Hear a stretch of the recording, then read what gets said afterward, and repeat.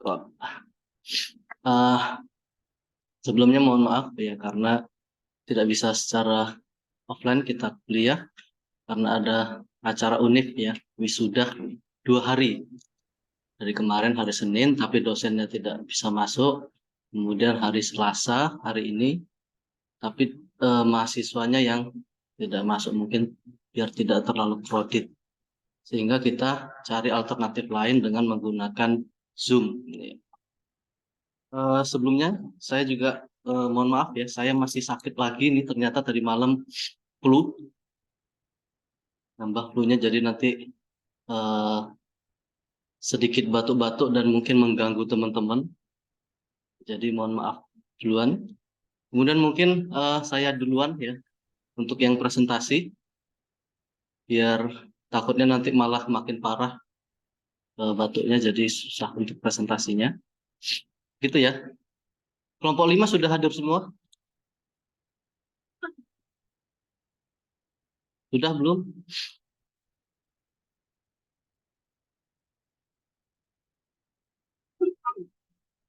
Kelompok 5 sudah hadir semua belum? Kurang satu, Pak. Satu ya. Sudah nanti di pertengahan kita absen ya. Absennya saya centang saja. Oke. eh, Topik atau mata kuliah tambahan yang mata kuliah. Topik tambahan yang kita bahas untuk pertemuan ke-7 ini. Ya, kemudian minggu depan kita sudah UTS ya. Itu topik dari bukunya Richardus. Itu evolusi elektronik bisnis atau evolusi e-bisnis di dalam sebuah perusahaan. Jadi nanti kita akan bahas apa saja langkah-langkah atau proses evolusi dari bisnis konvensional ke elektronik bisnis di sebuah perusahaan.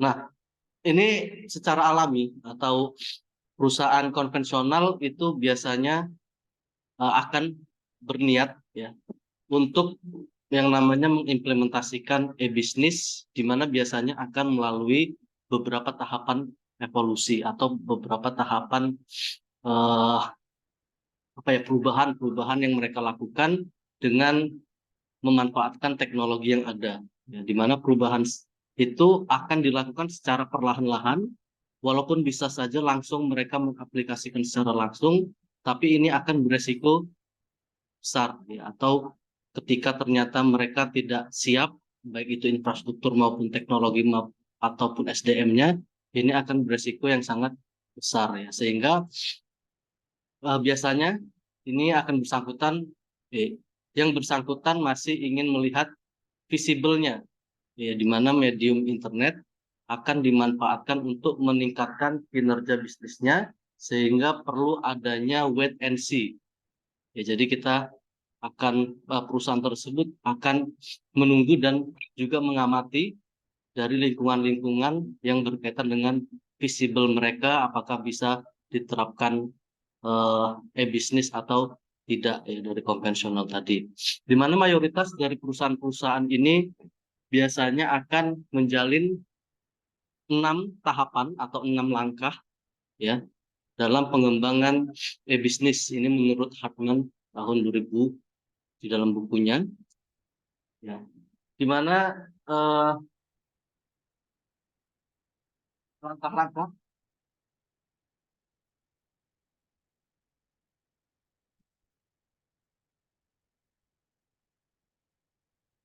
oh ya ini saya kok batuk biasanya lama banget. Jadi kemarin padahal sudah sembuh, sempat sembuh. Terus dari malam kepanasan banget, jadi langsung minum es sedikit, kambuh lagi deh. Jadi itu ya, mohon maaf ya teman-teman. Kita lanjut. Nah, langkah-langkah yang dilakukan terkait dengan evolusi e-bisnis dalam sebuah perusahaan ada 6 langkah ini. Yang pertama adalah procureware, kemudian ada customer interaction, kemudian ada transaction enabler, ya, enable, kemudian ada real time organization dan communities of interest, baru dia masuk kepada bisnis nanti. Nah, kita akan bahas satu persatu, di mana brokerware ini adalah tahap pertama bagi perusahaan yang biasanya akan menggunakan internet atau media internet untuk berpromosi, ya, atau kita kenal sebagai marketing dengan menggunakan elektronik. Nah, istilah brokerware ini memiliki makna yang dipergunakan yang namanya internet sebagai sarana untuk mengembangkan suatu yang namanya brosur elektronik. Nah, selanjutnya jenis apa saja ya, yang tertuang dalam brosur elektronik tersebut, yaitu informasi standar yang biasa diletakkan dalam situs perusahaan atau di websitenya. Biasa itu kita temukan ada profil perusahaan dan kemudian informasi produk, ya, kalau itu berkaitan dengan produk ataupun jasa yang akan ditawarkan kepada konsumen.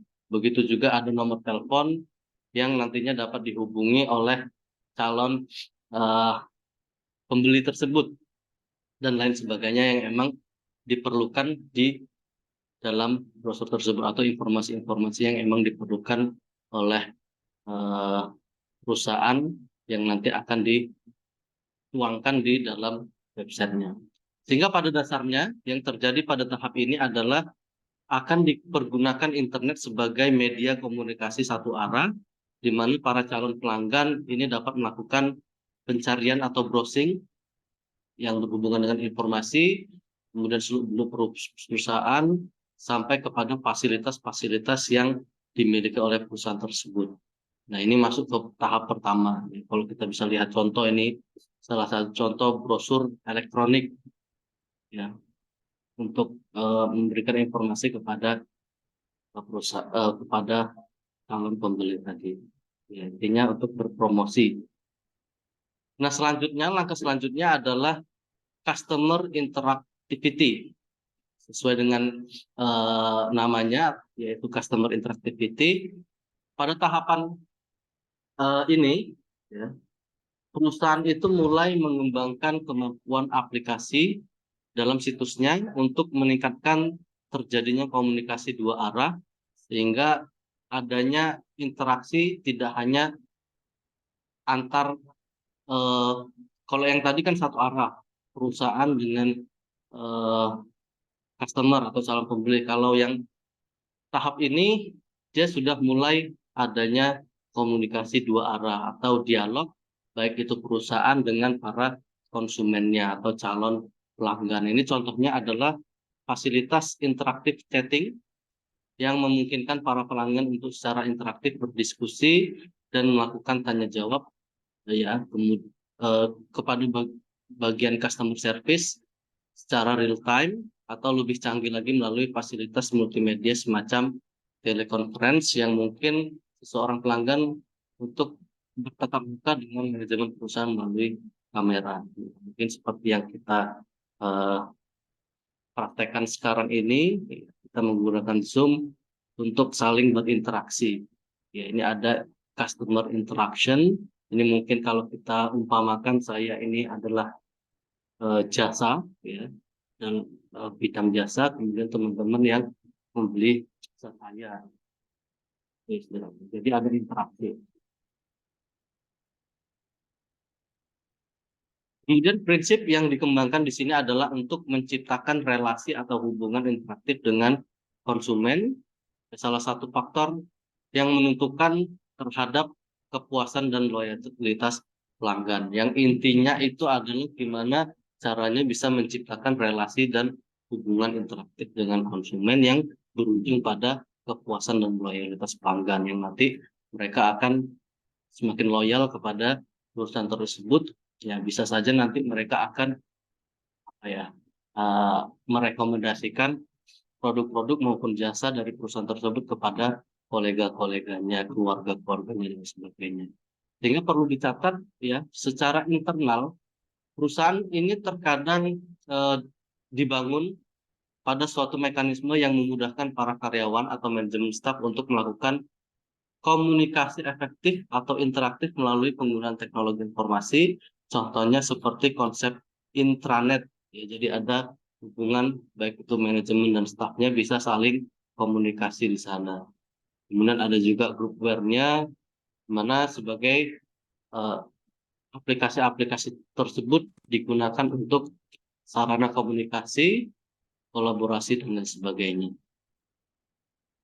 Nah, selanjutnya tahap ketiga, yaitu transaction enabler, atau kemampuan dalam bertransaksi.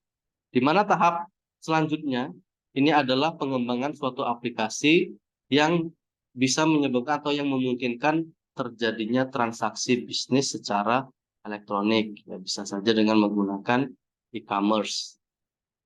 Nah, paling tidak terdapat dua jenis transaksi bisnis yang umum terjadi. Yang pertama, yaitu mekanisme pembelian produk atau jasa oleh konsumen melalui internet. Kemudian aktivitas perdagangan seperti pemilihan barang melalui katalog, kemudian penawaran harga, sampai dengan pembayaran, semuanya dilakukan melalui fasilitas yang tersedia di situs perusahaan tersebut. Nah, kemudian jenis kedua, ini terjadi antar perusahaan, ya. Biasanya kita kenal sebagai kita mencari para pemasok, ya, atau supplier yang biasanya kita gunakan jaringan extranet tadi, menghubungkan satu institusi dengan institusi lain yang bisa mendukung proses bisnis kita. Jadi ada dua. Kalau yang pertama tadi langsung kepada konsumennya, kalau yang kedua ini adalah bisnis ke bisnis.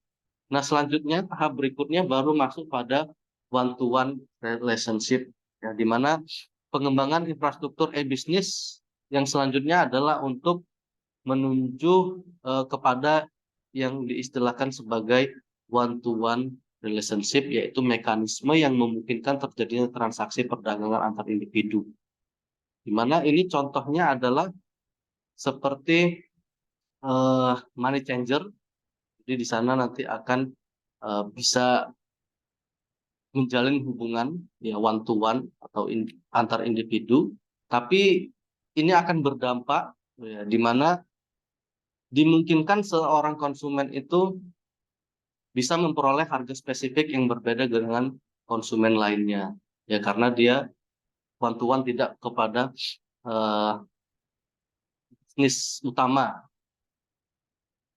Nah, selanjutnya tahap berikutnya adalah real-time organization, di mana pada tahap kelima ini bisnis bisa beroperasi non-stop 24 jam, di mana seluruh transaksi telah diambil alih secara otomatis oleh komputer ataupun teknologi yang mereka gunakan, ya, dalam pengaplikasian e-bisnis di perusahaan mereka, di mana secara real time calon penjual dan pembeli melalui situs perusahaan itu dapat bertemu dan melakukan transaksi saat itu juga, di mana aspek real time yang dapat dirasakan manfaatnya adalah dikonsumsikannya produk atau pelayanan pada saat itu juga.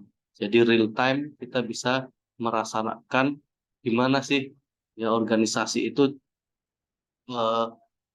bisa bertransaksi 24 jam, ya, dengan menggunakan bantuan-bantuan teknologi dan komputer tadi. Nah, ini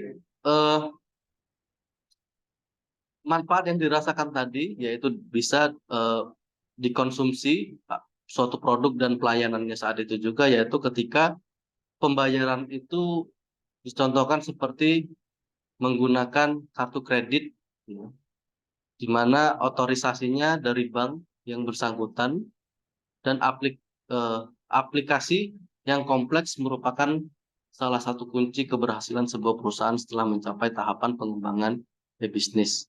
Ya, jadi di sini sudah ada suatu otomatisasi dari proses bisnis yang ada, baik itu transaksi yang dilakukan sampai kepada pembayaran yang mereka lakukan. Jadi bisa dilakukan 24 jam. Ya walaupun pada kenyataannya kalau kita pernah bertransaksi di malam hari atau di tengah malam, terkadang kita mengalami yang namanya apa ya? Ada informasi-informasi saya pernah mengalami kalau misalnya bank tersebut tidak lagi beroperasi misalnya dan lain sebagainya. Ini mungkin berkaitan dengan eh, apa ya, bank-bank tersebut yang memang tidak bisa 24 jam atau ada masalah-masalah yang timbul. Tapi kalau kartu kredit biasanya cepat ya, langsung. Nah, tahap yang terakhir yaitu communities of interest. Di mana tahap terakhir dari evolusi e-bisnis adalah kemampuan perusahaan dalam membentuk sebuah komunitas di dunia maya yang terdiri dari para konsumen dan rekan bisnis yang saling bekerja sama untuk menciptakan yang namanya nilai di sebuah internet atau value di internet, di mana hubungan antara perusahaan dengan konsumen, kemudian konten partnernya, advertisernya, dan komunitas lainnya akan menciptakan sebuah model bisnis baru yang selanjutnya menjadi sebuah peluang usaha yang layak untuk dikembangkan. Jadi sudah ada eh, komunitas-komunitas terhadap minat-minat dari adanya internet tadi, baik itu dari konsumen, content creator, dan lain sebagainya. Sehingga kecepatan dari evolusi perusahaan dalam memanfaatkan internet untuk mengembangkan e-bisnis ini ditentukan oleh seberapa siap manajemen dan ketersediaan sumber daya di perusahaan tersebut, ya, apakah sudah memadai atau tidak. Kalau ternyata tidak, maka harus perlahan-lahan ya. Perlu mempertimbangkan karena kalau misalnya ternyata kalian investasi untuk moving ya atau untuk mengaplikasikan atau menggunakan elektronik ya untuk menunjang bisnis, tapi ternyata tidak bisa digunakan, ini akan beresiko yang sangat tinggi. Mungkin barang-barang tersebut tidak bisa digunakan secara optimal. Jadi tergantung dengan kesiapan manajemen dan SDM yang ada. Nah, evolusi tersebut bukan pula berarti bahwa perusahaan yang bersangkutan harus secara sekuensial mengikuti tahap demi tahap yang ada. Namun bagi mereka yang ingin menerapkan e-bisnis dengan aman dan terkendali, alur pengembangan aplikasi secara bertahap merupakan pilihan yang baik. Ya, jadi biasanya orang akan berevolusi untuk menjadi e-bisnis itu tidak bisa langsung secara menyeluruh. Di mana secara umumnya mereka akan wait and see dulu, ya, menunggu dan melihat apakah ini kita sudah siap atau belum. Kalau sudah siap, mereka akan mulai uh, dari yang kecil-kecil dulu, ya. Misalnya dari komunikasinya, nanti sampai kepada komunitas tadi. Oke, itu saja dari saya. Ini ada kata-kata, keinginan Anda untuk sukses harus lebih besar dari rasa takut Anda akan kegagalan. Ini mahasiswa sekarang nih nggak penting motivasi itu ya kan.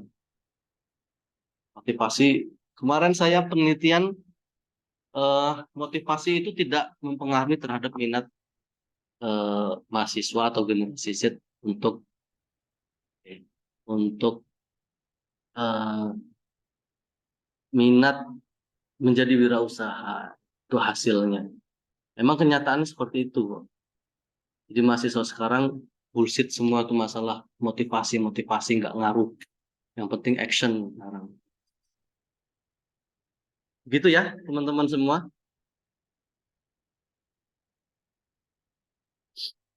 Jadi pada didengerin atau pada ngapain nih? Partisipannya sudah ada 24.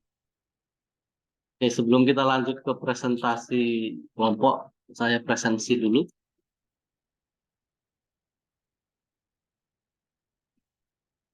yang dipanggil, bilang hadir. Yang tidak bilang hadir itu tidak mengikuti ya. Jadi bisa saya katakan dia tidak hadir. Nah, walaupun ternyata ada namanya, saya nggak mau tahu. Oke, yang pertama, Salsabil Abdu hadir.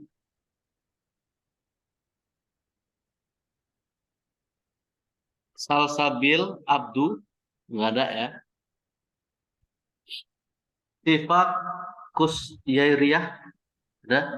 Hadir, Pak. Hadir. Ya. Adelas Bagus Hadir, Pak.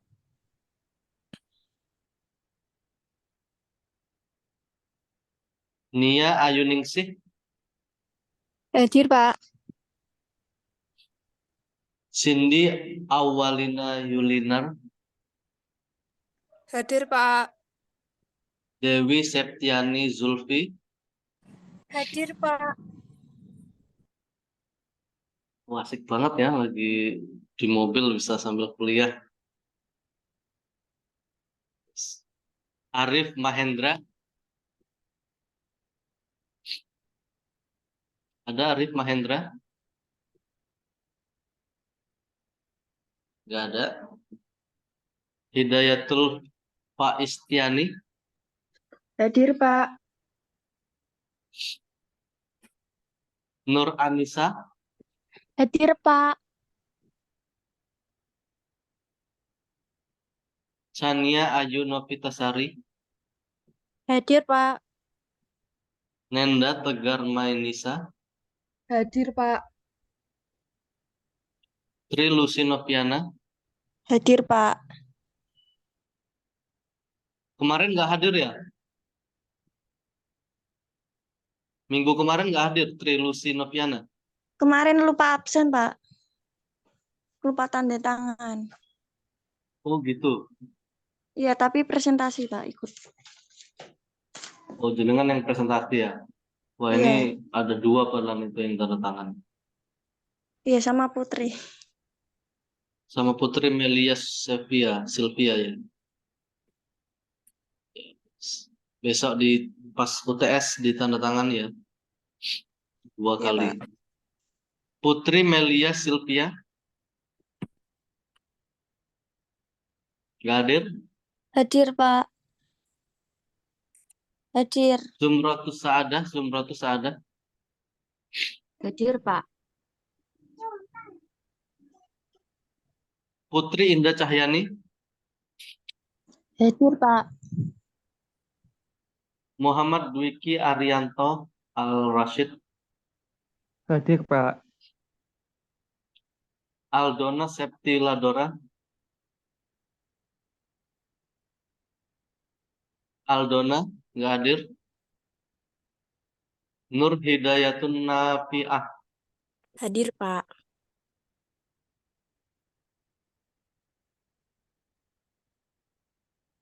Vera Firnanda Hadir, Pak. ini juga nggak presensi ya kemarin ya. Apa emang nggak hadir? Iya, belum presensi, Pak. Lupa. Lupa karena presentasi atau apa? Iya, karena presentasi. Ahmad Nurkholis Hadir, Pak.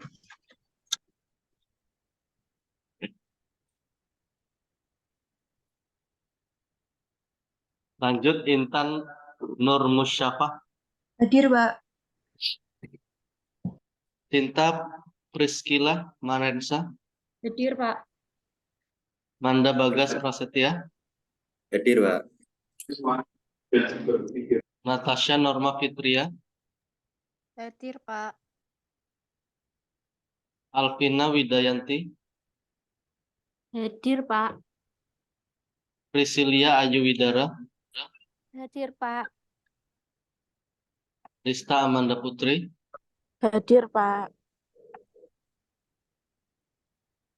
Adelia Rendita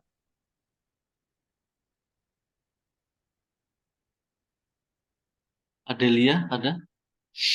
Nggak hadir ya Adelia. Miftahul Huda. Hadir, Pak. Hadir. Mohon maaf, Pak. Saya pakai WA-nya teman ini, Pak. Pakai HP-nya teman. Ya, nggak apa-apa. Yang penting hadir, ya. Nisa Himatul Ulya. Hadir, Pak. Titi Maisaro. Hadir, Pak. Nabila Dewi.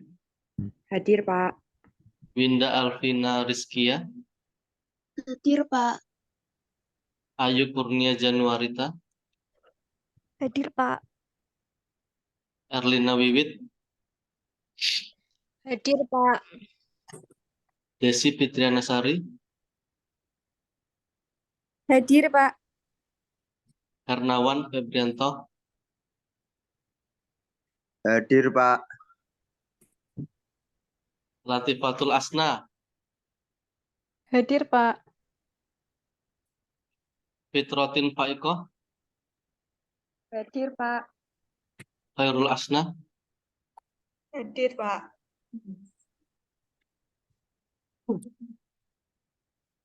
Azhari Rizki.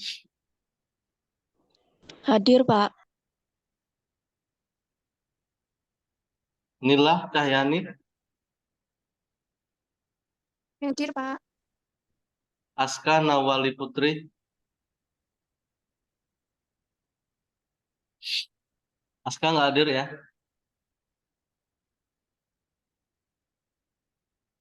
Seni Rahmah. Hadir, Pak. Agus Triwanti. Hadir, Pak.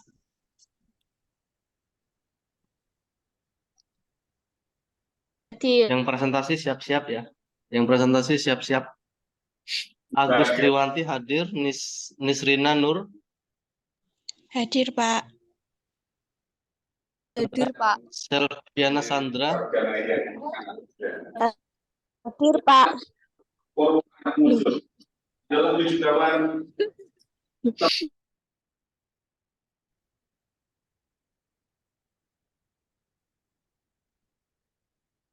Afif Nur Faiz. Hadir, Pak. Minggu kemarin kemana Mas?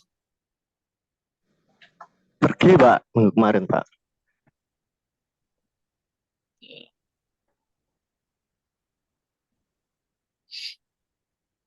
Muhammad Saleh.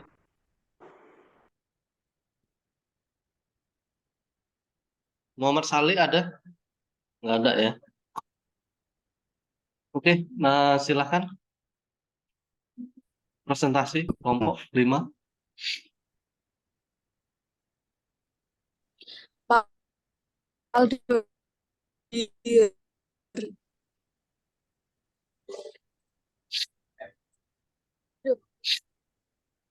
So, metua. Apa ini ya, Pak?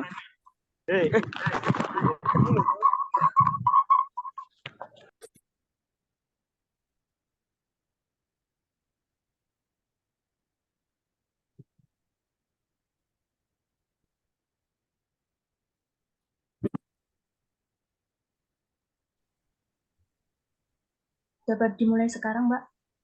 Silakan dimulai. Assalamualaikum warahmatullahi wabarakatuh. Selamat pagi semuanya. Yang saya hormati dosen pembimbing mata kuliah e-bisnis Pak Krisnanda, dan tak lupa yang saya banggakan teman-teman sekalian yang telah hadir pada Zoom hari ini. Kami dari kelompok Silakan 5 dimulai. akan mempresentasikan tentang The Internet, Law, Privacy, Trust, and Security. Studi kasus Pondok Ketuk Paksan. Adapun anggota dari kelompok 5 ialah yang pertama ada saya sendiri, Intan Nur Musyafah dengan NIM 2020-11255. 2. Sinta Priscilla Marensa dengan NIM 2020-11267. 3. Manda Bagas Prasetya NIM 2020-11280. Nur Faiz NIM 2020-11283. 5. Natasha Norma Fitria NIM 2020-11315.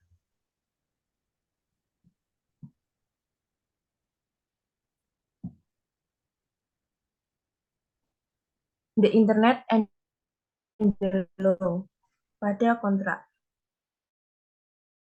Tradisional, kontrak bisnis mulai berlaku pada saat penjualan suatu barang atau layanan disepakati oleh pembeli dan penjual. Kontrak ini dapat memberikan keamanan hukum beli dan penjual jika salah satu pihak gagal memenuhi kewajiban yang terkait dengan yang disepakati. Jadi misalnya perjanjian kalau tidak disepakati satu sama lain, artinya transaksi tidak terjadi. Tapi dalam transaksi e-bisnis, posisi hukum seringkali ambigu, karena tidak ada persyaratan secara hukum bahwa harga yang ditampilkan harus selalu up to date. Kadang-kadang ketika penjual memposting suatu barang sekitar 5 bulan yang lalu, tapi penjual tersebut tidak up to date harganya, tentang informasi produknya, dan sebagainya, sehingga ada miss ketika ada pembeli, ternyata harganya naik, ternyata kualitas barangnya berbeda. Jadi karena tidak ada hukum yang mengatur seperti itu, maka agak ambigu, karena informasinya tidak valid. Selanjutnya, transaksi online berdasarkan hukum kontrak Inggris. Kontrak elektronik menjadi dua metode, yaitu kontrak email dan kontrak klik web. Kontrak email merupakan ekuivalen elektronik dari surat tertulis karena prosesnya serupa, seperti pengirim mengetik pesan, memasukkannya dalam alamat, dan mengirimkannya ke penerima. Lalu, kontrak klik web adalah ekuivalen elektronik untuk berbelanja di pengecer tradisional, yaitu pemasok mengiklankan produk di situs web dan menentukan harganya, lalu pelanggan mencentang kotak untuk memilih produk dan kemudian mengklik tombol beli. Setelah pertukaran rincian keuangan telah terjadi dan uang dipertukarkan, transaksinya selesai. Selanjutnya, perdagangan virtual. Salah satu fenomena terkait internet yang telah melatih pikiran para ahli hukum adalah munculnya perdagangan virtual. Perdagangan virtual mengacu pada pembelian dan penjualan aset yang tidak ada di dunia nyata, tetapi memiliki nilai di dunia maya. Aset biasanya melibatkan persenjataan untuk permainan komputer, mata uang yang tidak ada, atau tanah virtual, ataupun properti. Selanjutnya akan dipresentasikan oleh Mbak Sinta. Selanjutnya ada hak kekayaan intelektual, yaitu kerangka hukum utama yang mempengaruhi komunitas bisnis. Sebagian besar negara adalah penandatangan organisasi kekayaan intelektual dunia yang menetapkan standar yang diakui secara internasional untuk melindungi kekayaan intelektual. IP sendiri adalah undang-undang yang melindungi investasi dalam waktu, uang, dan masukan kreatif yang dikeluarkan pengembang untuk produksi barang atau jasa. IP mencakup inovasi dalam bentuk media, branding, desain, produk, dan layanan atau proses. Instrumen utama yang digunakan untuk melindungi IP tersebut termasuk paten dan merek dagang untuk produksi industri dan hak cipta untuk karya sastra, musik, dan seni. Next. Yaitu paten. Paten memberikan perlindungan yang lebih kuat daripada hak cipta karena mereka mencegah orang lain menggunakan algoritma tertentu yang mendasari tampilan informasi tersebut, sedangkan hak cipta hanya melindungi terhadap duplikat total program komputer. Selanjutnya ada merek atau trademark. Merek dagang menawarkan perlindungan terhadap tanda, nama merek, serta logo dan label komersial. Organisasi biasanya akan mendaftarkan merek dagang dengan badan pemerintah yang ditunjuk. Merek dagang penting untuk e-bisnis karena mereka melindungi nama dan citra organisasi. Selanjutnya hak cipta, yaitu undang-undang hak cipta berbeda antar negara, tetapi semuanya dirancang untuk menawarkan perlindungan terhadap karya sastra, artistik dan musik, media dan perangkat lunak, layanan kabel dan rekaman. Selanjutnya ada perlindungan data. Undang-undang ini dirancang untuk mengatur penggunaan informasi yang diproses secara otomatis yang berkaitan dengan individu serta penyediaan layanan menggunakan informasi tersebut. Undang-undang mengatur agar individu memiliki akses ke informasi tersebut dan jika perlu untuk mengubah atau menghapus informasi yang salah. Selanjutnya akan dipresentasikan oleh rekan saya. Yang selanjutnya ada privasi. Privasi adalah hak-hak individu untuk mengontrol informasi yang dimiliki pihak ketiga. Pertumbuhan ekonomi informasi telah menyebabkan meningkatnya minat dalam masalah privasi. Penelitian menunjukkan bahwa kedua pertiga pengguna internet memiliki kekhawatiran mengenai kerahasiaan. FIA 2002 Hartnor Jadi et Solo al. Kecamatan Dawi 1999, Kabupaten Kudus. Hoffman et al. 1999, Pew Research 2020. Ada sejumlah upaya yang dilakukan untuk meningkatkan kepercayaan konsumen dalam hal privasi, antara lain satu, perusahaan dapat berpartisipasi dalam inisiatif yang dirancang untuk menerapkan standar dan memformalkan kode etik. Yang kedua, keanggotaan organisasi yang mengawasi standar dan kode etik, menerima segel jaminan yang memberitahu pelanggan tentang keandalan organisasi dalam memenuhi kewajiban terkait privasi. Yang selanjutnya ada truth. Kepercayaan dapat digambarkan sebagai kesediaan untuk menerima tingkat ketidakamanan untuk merealisasikan manfaat masa depan. Kepercayaan muncul sebagai hasil dari interaksi berkelanjutan di mana para pihak terus menilai koherensi antara tingkat kepercayaan atau ketidakkepercayaan mereka sendiri dan perilaku aktual mitra dalam interaksi. Introna 2001. Ada 4 faktor kepercayaan penting yang harus diperhatikan oleh bisnis dan konsumen ketika membentuk hubungan online. Yang pertama ada kualitas informasi. Kualitas informasi merujuk pada sejauh mana informasi yang disediakan adalah aktual, relevan, dan dapat dipercaya. Kualitas informasi sangat penting dalam berbagai konteks, termasuk dalam pengambilan keputusan, penelitian, dan komunikasi. Yang kedua ada keaslian informasi. Keaslian informasi mengacu pada sejauh mana informasi tersebut adalah orisinal, tidak diubah-ubah, dan dapat dipercaya sebagai referensi yang sah dari fakta atau data yang sesungguhnya. Yang ketiga ada keaslian bisnis atau konsumen. Hal ini memastikan bahwa informasi sensitif konsumen seperti informasi keuangan tetap aman.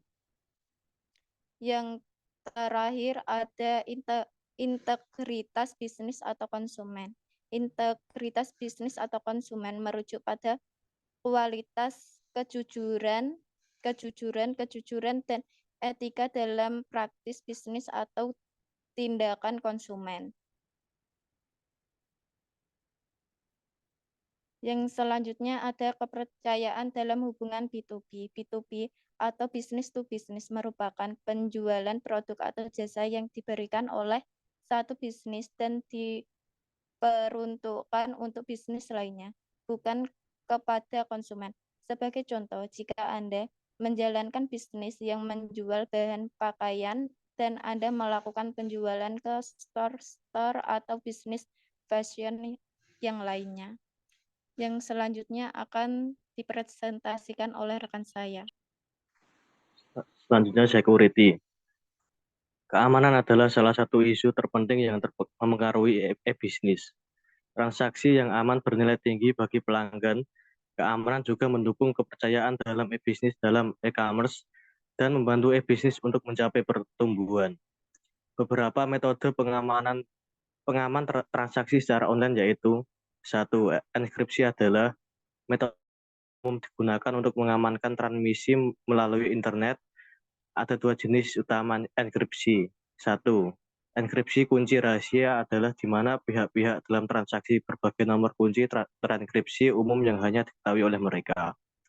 2. Enkripsi kunci publik adalah di mana nomor kunci terenkripsi yang digunakan berbeda untuk mengirim dan penerima. 2. Secure Electronic Transaction. Salah satu hambatan terbesar untuk pertumbuhan e-bisnis dan e-commerce adalah ketakutan pelanggan bahwa informasi kartu kredit mereka dapat dicegat oleh pihak ketiga. Masalah ini telah diakui sebagai ancaman bagi e-bisnis selama beberapa waktu. Protokol SET menggunakan kriptografi untuk memberikan kerahasiaan informasi, memastikan integritas pembayaran, dan mengkonfirmasi keaslian pemegang kartu dan penjual. 3. Public Key Infrastructure adalah salah satu inisiatif yang dirancang untuk memberikan solusi generik untuk masalah keamanan. PKI adalah arsitektur e-commerce yang menggabungkan digital dan fasilitas direktori untuk membuat jaringan aman di atas jaringan tidak aman seperti internet. Mei 2000.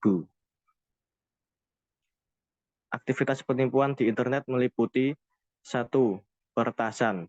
Hacking komputer adalah di mana seseorang sengaja dan ilegal mendapatkan akses ke sistem. Artinya, peretas berusaha mendapatkan informasi berharga seperti detail kartu kredit untuk melakukan penipuan. 2. Spam. Spam adalah email yang tidak diminta yang dikirim ke alamat acak dan tidak ditargetkan. Kadang-kadang disebut sebagai junk email. 3. Fraud atau penipuan. Penipuan merupakan salah satu hambatan terbesar bagi pertumbuhan internet untuk bisnis dan perdagangan. 4. Kesalahpahaman identitas. Perusahaan dapat menginstal perangkat lunak canggih untuk memeriksa keaslian identitas orang-orang yang mereka tangani. Sejarah berdirinya UMKM Pondok Getuk Paksan. Pondok Getuk Paksan adalah salah satu UMKM yang bergerak di bidang kuliner. Pondok Getuk Paksan ini berdiri pada tahun 2011 yang bertempat di Desa Kajar oleh Pak Kamisan yang terkenal dengan nama Paksan. Saat ini Paksan memiliki 12 karyawan. Paksan bercerita awal mula memulai bisnis ini dari tetangga dan teman-temannya yang menyuruh Paksan untuk membuat usaha getuk supaya dapat melestarikan makanan tradisional di Desa Kajar tersebut. Paksan pinggir jalan, dikarenakan di dalam desa suasananya tenang, aman, dan tidak berisik. Bahan-bahan yang dipakai Paksan dalam membuat getuk berasal dari Desa Kajar sendiri. Karena di Desa Kajar sendiri petani ketela sangatlah banyak. Cerita bahwa beliau setiap harinya dapat menggunakan 3 karung sak ketela, bahkan yang digunakan dalam pembuatan getuk antara lain ketela, gula pasir, coklat, alpukat untuk membuat sausnya. Profil UMKM Pondok Getuk Paksan. Nama UMKM Pondok Getuk Paksan. Alamat Jalan Raya Jurang, Jatisoro, Kajar, Kecamatan Dawe, Kabupaten Kudus. Tahun berdiri 2011. Produksi getuk. Media sosial Instagram @pondokgetukpaksan 01. Proses perpindahan Pondok Getuk Paksan dari sistem tradisional ke e-bisnis. 1. Produksi. Pada proses produksi getuk Paksan, sampai sekarang hanya menggunakan sistem tradisional, yaitu menggunakan lumpang yang membuat cita rasa pada ketela yang ditumbuk dengan tangan dan yang pakai mesin rasanya jauh berbeda. Getuk yang ditumbuk langsung jauh lebih enak dan khas daripada yang pakai mesin. 2. Pemasaran. Sebelum mengenal e-bisnis, usaha getuk Paksan ini didirikan pada tahun 2011 oleh Pak Kamisan yang awalnya merupakan warung biasa yang melakukan pemasarannya melalui mulut ke mulut. Di mana pada awalnya waktu pengembangan, zaman pemasaran yang dihadapi oleh Paksan semakin meningkat, maka beliau memutuskan untuk membuat Google Maps untuk memperlihatkan letak lokasi usahanya. Namun, seiring berjalannya zaman, beliau menambahkan pemasaran produk melalui media sosial yaitu Instagram. Tantangan dalam penerapan e-bisnis, di mana terhadap tantangan umum utama yang dihadapi oleh produk gedung paksan seperti harga, pesaing, menjaga konsistensi rasa produk dan memastikan rasa getuk paksan. Hal ini karena pada usaha pondok getuk paksan merupakan usaha yang banyak dijalankan. Selain itu, harga merupakan salah satu tantangan yang sering dihadapi oleh Pak Kamisan, di mana pada harga bahan baku umumnya akan selalu mengalami perubahan. Apalagi pada usaha getuk tentunya. Bahan baku yang digunakan memiliki banyak jenis serta dengan harga yang berbeda-beda. Tidak hanya itu, kurangnya keahlian dalam memasarkan produk ke berbagai platform sosial media yang ada seperti Instagram, GoFood, dan GrabFood membuat pemasaran usaha paksan belum mengikuti tren yang ada. Kendala yang dihadapi dalam penerapan e-bisnis adalah yang dihadapi paksan yaitu kurangnya sumber daya keterampilan digital untuk menjalankan e-bisnis dalam sosial media. Itu ketika musim kemarau tiba, bahan baku ketela sulit didapatkan. Selain itu, kendala lain yaitu proses pembukuannya masih manual menggunakan buku.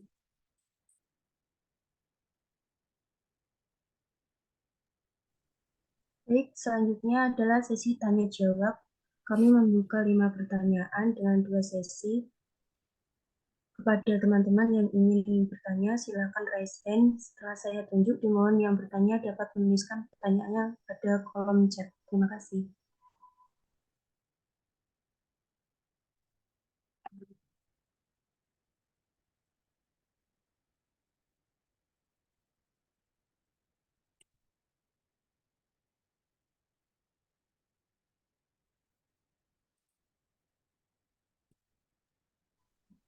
Silakan Mbak Nabila Dewi.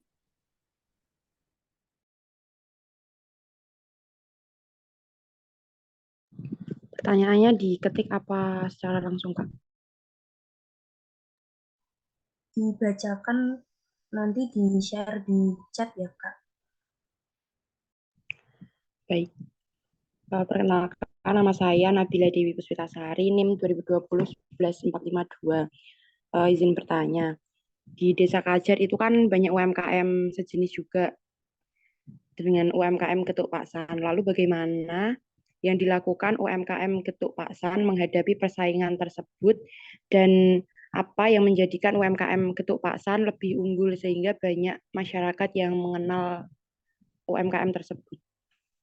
Terima kasih. Baik, selanjutnya ada Mbak Khairul Asna, silakan.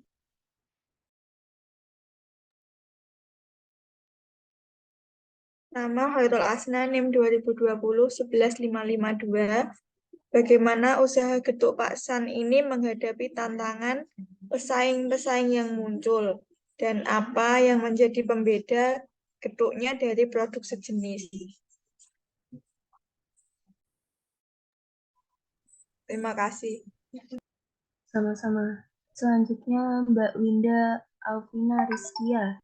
Silakan, Mbak. Sebelumnya perkenalkan, nama saya Winda Alvina Rizkia, NIM 2020-11463. Pertanyaannya, bagaimana rencana ke depan UMKM Pondok Getuk Paksan dalam penerapan e-bisnis dan e-commerce agar menjangkau pasar lebih luas? Terima kasih. Baik, sesi pertama 3 pertanyaan dulu. Mohon teman-teman untuk menunggu jawaban dari kami. Terima kasih.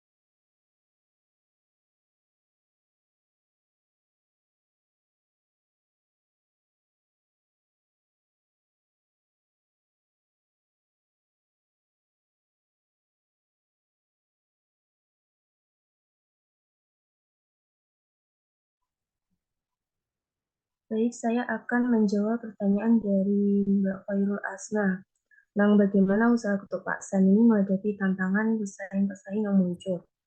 Apa yang menjadi pembeda ketuknya dari produk-produk sejenis?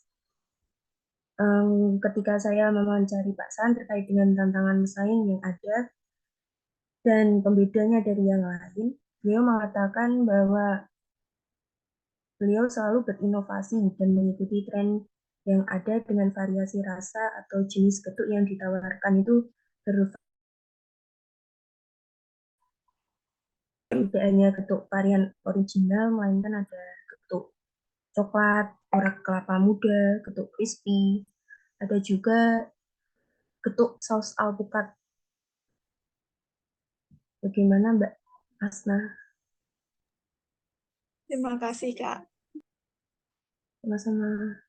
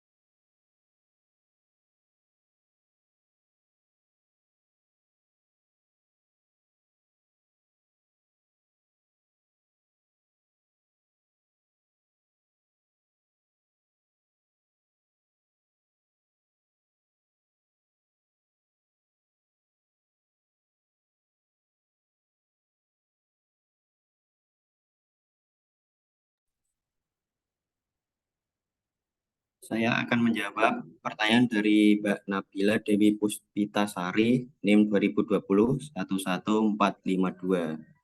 Pertanyaan tadi di Desa Kajar banyak juga UMKM sejenis dengan UMKM Geduk Paksan. Lalu bagaimana yang dilakukan UMKM Geduk Paksan menghadapi dan apa yang menjadikan UMKM Geduk Paksan lebih unggul sehingga banyak masyarakat yang mengenal UMKM tersebut. Nah, untuk kualitas produk yang unggul, fokus pada menjaga kualitas produk yang konsisten dan unggul.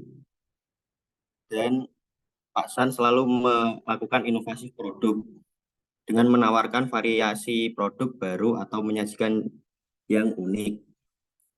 Branding yang kuat, fokus pada pemasaran lokal dan berpartisipasi ke komunitas di sekitar Desa Kajar. Pemasaran secara lokal, Pak San melakukan pemasaran lokal dan berpartisipasi pada kegiatan komunitas. Dalam harga getuk Pak San ditawarkan dengan harga yang bersaing dan sesuai dengan nilai produk yang ditawarkan. Memiliki kualitas karyawan yang terlatih dengan baik dan memiliki sikap positif. Berkelanjutan lingkungan, pertimbangan praktik berkelanjutan dalam bisnis Pak San yang dapat menarik pelanggan yang peduli dalam lingkungan. Sudah, terima kasih. Bagaimana Mbak Nabila? Baik, Kak. Terima kasih atas jawabannya. Ya.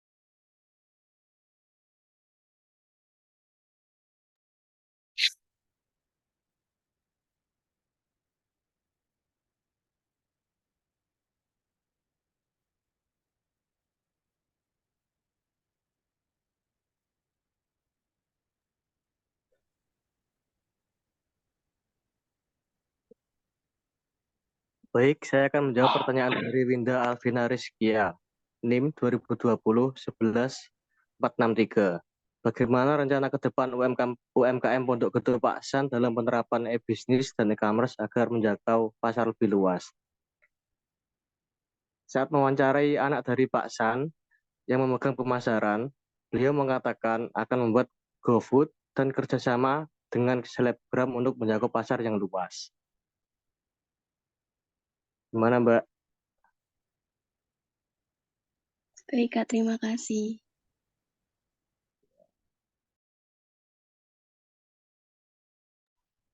Baik, selanjutnya dua penanya lagi.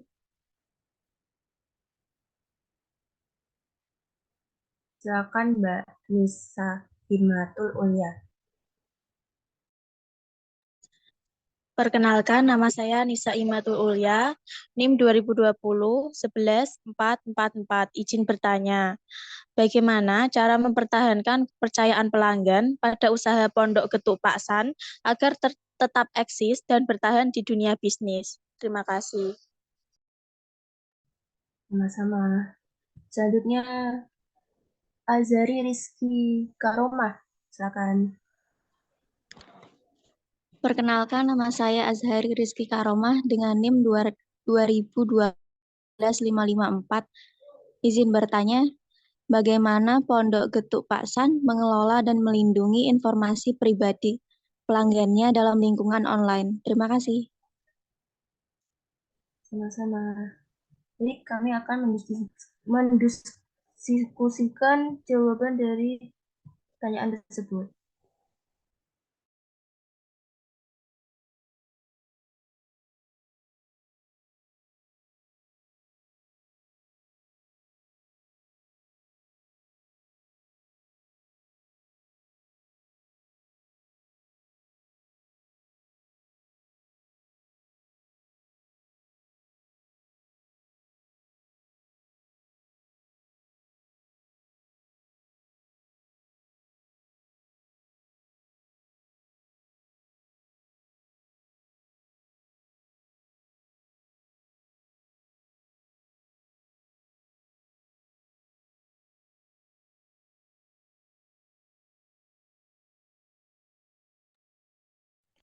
Saya Natasha Norma Fitria ingin menjawab dari Kak Asyari. Pertanyaannya, bagaimana Pondok Getuk Paksan mengelola dan melindungi informasi pribadi pelanggannya dalam lingkungan online? Beberapa langkah yang dapat diambil untuk mengelola dan melindungi informasi pribadi pelanggan dalam lingkungan online. Yang pertama, kebijakan privasi yang jelas. Pondok Getuk Paksan dapat memiliki kebijakan privasi yang terperinci dan transparan mengenai bagaimana informasi pribadi pelanggan dikumpulkan, digunakan, disimpan, dan dilindungi. Yang selanjutnya ada sertifikasi keamanan. Memperoleh sertifikasi keamanan yang diakui untuk menunjukkan komitmen mereka dalam melindungi informasi pribadi pelanggan. Yang ketiga, pengaturan akses terbatas hanya memberikan akses informasi pribadi kepada staf yang membutuhkan data tersebut untuk menjalankan tugas mereka dan melindungi akses data secara terbatas. Yang selanjutnya ada pembaruan sistem keamanan, melakukan pemantauan rutin, pembaruan dan perbaikan sistem keamanan untuk menghadapi ancaman siber yang terus berkembang. Yang terakhir ada respons tanggap. Membuat rencana respon darurat jika terjadi pelanggaran keamanan atau kebocoran data sehingga Pondok Getuk Paksan dapat menangani situasi tersebut dengan cepat dan efisien. Gimana Mbak Azari? Terima kasih, Kak. Sama-sama.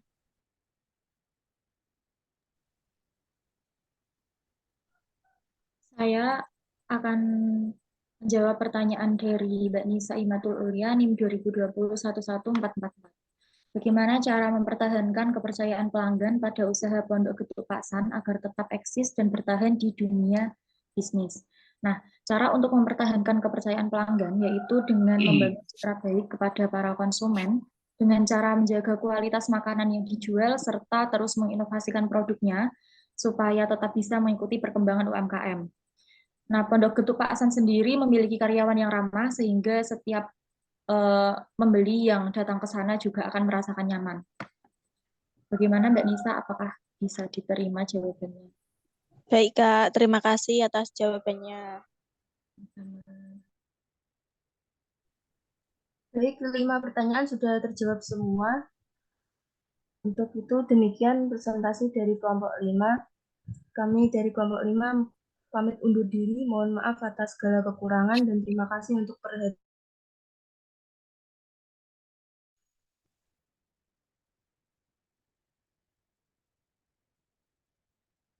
Ini rekomendasi atau ini apa ini? Rekomendasi jenengan atau sudah diaplikasikan di Getuk Paksan? Untuk sabar, ini yang pertanyaan. Halo, halo, halo.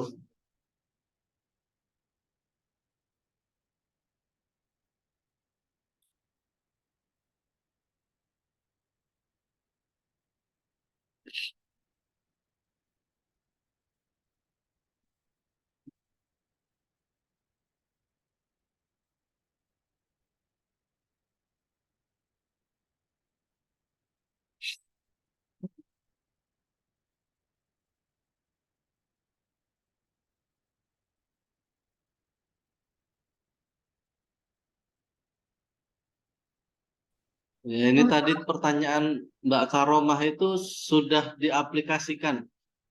Halo, halo, halo. Ini suara saya terdengar nggak ya? Dengar, Pak.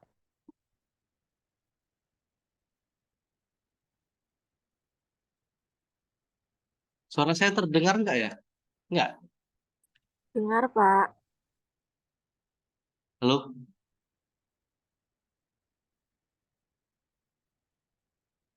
Cek. Terdengar nggak suara saya?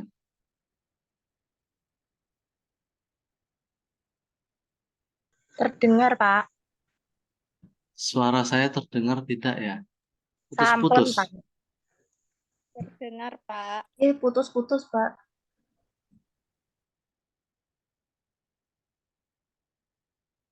Halo. Ada yang bisa merespon saya? Apakah suara saya terdengar dengan baik atau tidak? Terdengar dengan baik, tapi dengan di gambar itu berbeda, Pak. Misal di gambar udah nggak ngucap, baru ada suaranya.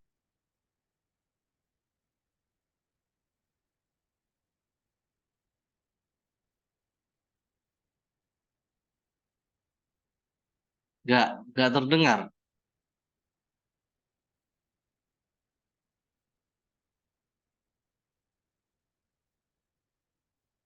Terdengar.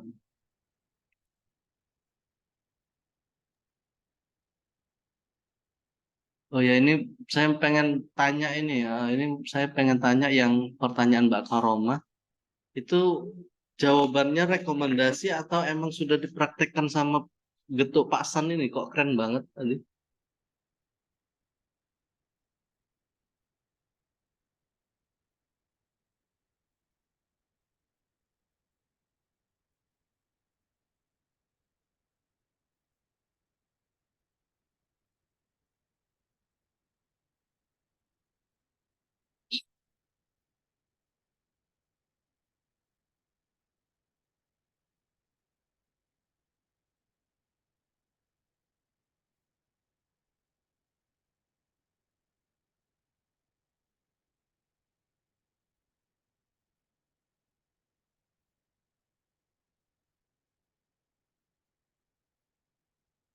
Iya, loading dia.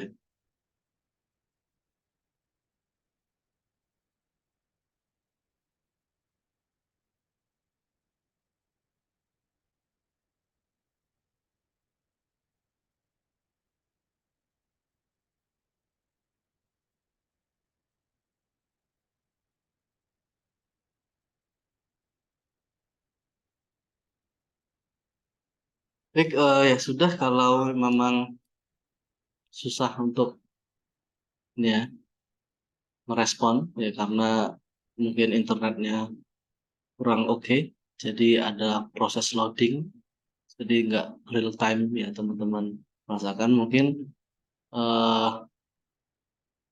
itu ya sudah cukup atau ada yang mau didiskusikan lagi?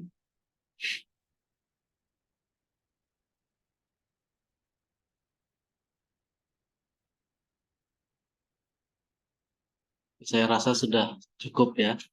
Eh, Mungkin untuk yang tadi pertanyaan dari Mbak Karoma itu kayaknya belum diterapkan sama Pak Getuk ya, sama Pondok Getuk Pak San.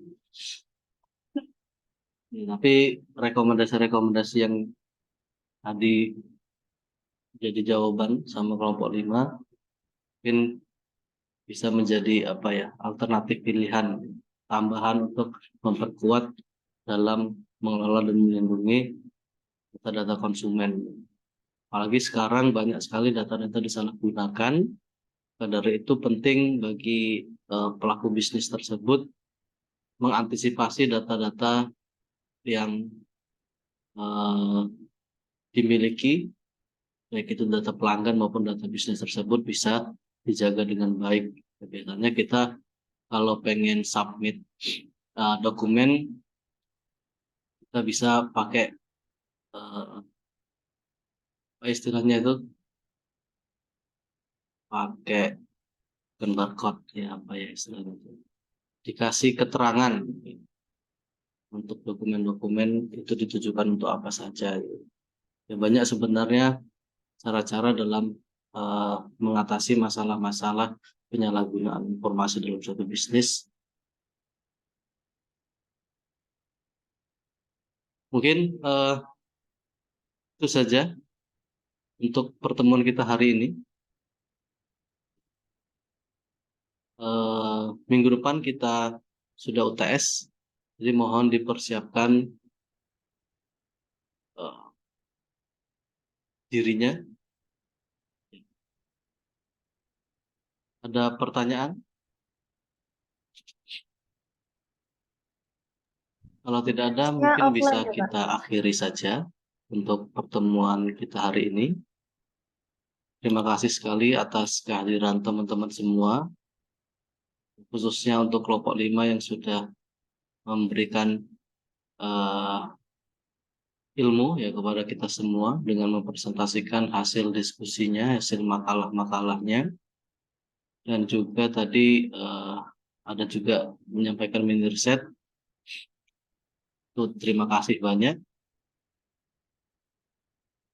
Mungkin cukup dari saya. Saya akhiri. Wassalamualaikum warahmatullahi wabarakatuh. Salam sejahtera untuk kita semua. Maaf ini kurang oke ya internet kita. Terima kasih Pak. Terima kasih. Silakan boleh meninggalkan Zoom. Untuk UTS-nya nanti offline apa online?